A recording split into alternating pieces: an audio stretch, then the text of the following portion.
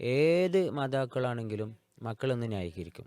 എത്ര വലിയ തെറ്റ് ചെയ്തിട്ടുണ്ടെങ്കിലും അവർക്ക് ബോധ്യപ്പെട്ടിട്ടുണ്ടാവും മോൻ്റെ അടുത്ത് തെറ്റ് പറ്റിയിരിക്കണം. എന്നാലും ചിലപ്പോൾ എന്ത് ചെയ്യും, മകനല്ലേ മകളല്ലേ എന്നാ ഒരു സ്നേഹം. നമ്മൾ പല ആളുകളും ആ, പള്ളിയിലെ ഉസ്താദുമാരോട്, മദ്രസയിലെ ഉസ്താദുമാരോട്, സ്കൂളിലെ അധ്യാപകരോട് ഒക്കെ പറയുന്ന ഒരു കാര്യമുണ്ട്, കുട്ടി ഞാൻ പറഞ്ഞിട്ട് കേൾക്കുന്നില്ല, യെസ്. നിങ്ങളൊന്ന് പറയൂ.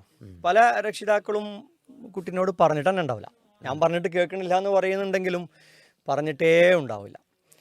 നമ്മൾ ഇതിൽ മനസ്സിലാക്കേണ്ട ഒരു കാര്യം, ഏതൊരാളെയും ഒരു കാര്യം നമ്മൾ പറഞ്ഞ് ബോധ്യപ്പെടുത്തിയാൽ ആ വ്യക്തി അതിനനുസരിച്ച് ചെയ്യുന്നതിൻ്റെ അതേ പ്രതിഫലം നമുക്ക് കിട്ടണം.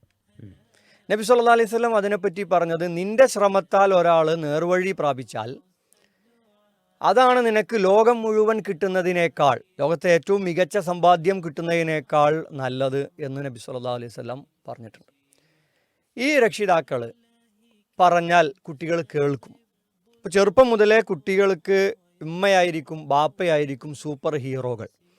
ബാപ്പ എങ്ങനെ ചെയ്തു അല്ലേ, വാപ്പ പട്ടിനെ കല്ലെടുത്ത് എറിഞ്ഞ് ഓടിച്ചിക്കണമെങ്കിൽ വരെ കുട്ടിക്കത് ധീര കൃത്യമാണ്. ലോകത്തെ മുഴുവൻ രക്ഷിച്ച ഒരു സൂപ്പർ ഹീറോയെ പോലെയാണ്. ഈ ബാപ്പയും ഉമ്മയും പറഞ്ഞാൽ കുട്ടികൾ നിർബന്ധമായും കേൾക്കും.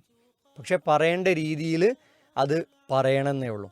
ഈ മാതാപിതാക്കൾക്ക് ഇവനെ നന്നാക്കിയതിൻ്റെ കൂലി മറ്റുള്ള ആൾക്ക്, പള്ളിയിലെ ഉസ്താദിനോ ടീച്ചർക്കോ മാഷിക്കോ വിട്ടുകൊടുക്കേണ്ട ആവശ്യം എന്താ ഉള്ളത്? ആ ഒരു കാര്യം നമ്മൾ ചിന്തിച്ചാൽ നമ്മുടെ സ്വന്തം കുട്ടിയെ നമ്മൾ ശാന്തമായി ഉപദേശിക്കാൻ തയ്യാർ. ഉപദേശിച്ച് നന്നാക്കുക എന്നുള്ളതാണ്, ചീത്ത പറഞ്ഞ് നന്നാക്കുക എന്നുള്ളതല്ല ഫസ്റ്റ് നമ്മൾ കൊടുക്കേണ്ട കാര്യം. കുട്ടിക്ക് നമ്മൾ മനസ്സിലാക്കി കൊടുക്കുന്നു. അപ്പോൾ പ്രധാനമായി ഇന്ന് പറയാൻ ഉദ്ദേശിച്ച കാര്യം, ആ കൂലി നമ്മൾ വേറെ ആർക്കും കൊടുക്കണ്ട, നമ്മുടെ കുട്ടിയെ നമ്മൾ വേണം നന്നാക്കാൻ എന്നുള്ളതാണ് പറയാൻ തോന്നുന്നത്. പിന്നെ ഈ ഒരു വിഷയത്തെക്കുറിച്ച് പ്രതികരിക്കുമ്പോഴേ കുറേ കാര്യങ്ങൾ മനസ്സിലേക്ക് ഓർമ്മ വരുന്നുണ്ട്. പക്ഷേ നമ്മൾ ചില വളരെ പ്രധാനപ്പെട്ട കാര്യങ്ങൾ മാത്രം ഓർമ്മപ്പെടുത്താൻ തോന്നുന്നു. കാരണം ഒരു ഹൈസ്കൂളിൽ അധ്യാപകനായതുകൊണ്ട് തന്നെ എല്ലാ ദിവസവും ഓരോ അനുഭവങ്ങൾ നമുക്കുണ്ടാവുന്നുണ്ട്. കാരണം നമ്മൾ സ്കൂളിൽ അത്രയും കുട്ടികളും പഠിക്കുന്നുണ്ട്, വലിയ ഒരു സ്കൂളാണ്. അപ്പോൾ നമ്മുടെ സ്കൂളിലത്തെ മാത്രമല്ല, നമ്മൾ കൂടിച്ചേരലുകൾ ഉണ്ടാകുമ്പോൾ പല വിദ്യാലയങ്ങളിലുള്ള അധ്യാപകരും പങ്കുവെക്കുന്ന പല കാര്യങ്ങളുണ്ട്. പിന്നെ എനിക്ക് തോന്നിയൊരു വിഷയം എന്താ വെച്ചാൽ, ഈ മാതാപിതാക്കളുടെ അഭിമാനവും അന്തസ്സും മാത്രം പരിഗണിച്ചിട്ട് അവർ കുട്ടികളോട് നേരിടുമ്പോഴാണ് ഈ പ്രശ്നം. കുട്ടികളാണോ പ്രശ്നങ്ങളുണ്ടാവും.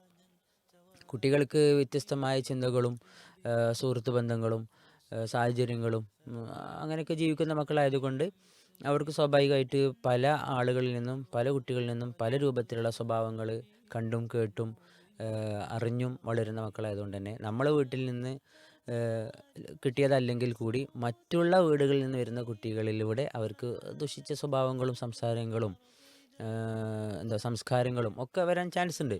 പക്ഷേ ഇവിടെ രക്ഷിതാക്കളെ ഇടപെടുന്നത്, കഴിഞ്ഞ ദിവസം എനിക്ക് ഒരു രക്ഷിതാവിൽ നിന്ന് ഉണ്ടായ ഒരു അനുഭവം, എനിക്കെന്ന് പറഞ്ഞാൽ അദ്ദേഹത്തിൻ്റെ കുട്ടിയോട് ചെയ്തത്, സ്കൂളിൽ നിന്ന് ക്ലാസ് കട്ടാക്കുന്നതൊക്കെ സ്വാഭാവികമായിട്ട് കുട്ടികൾ ഒരു നോർമലൈസ് ചെയ്തുകൊണ്ട് ചെയ്യുന്ന കാര്യമാണ്.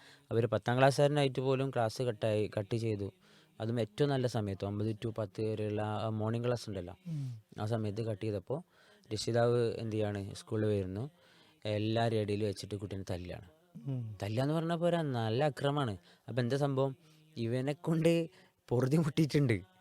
രക്ഷിതാവ് ഇങ്ങനെ കാണിക്കാണ്ടായ ഒരു വിഷയം എന്താ വെച്ചാൽ, പല തവണ സ്കൂളിൽ ഇവൻ കാരണം പിന്നെ പഠിപ്പിച്ച അധ്യാപകരുടെ മുമ്പിൽ പോലും വരേണ്ടി വരിക എന്ന് പറയുന്ന ഒരു മാനക്കേടുണ്ടല്ലോ.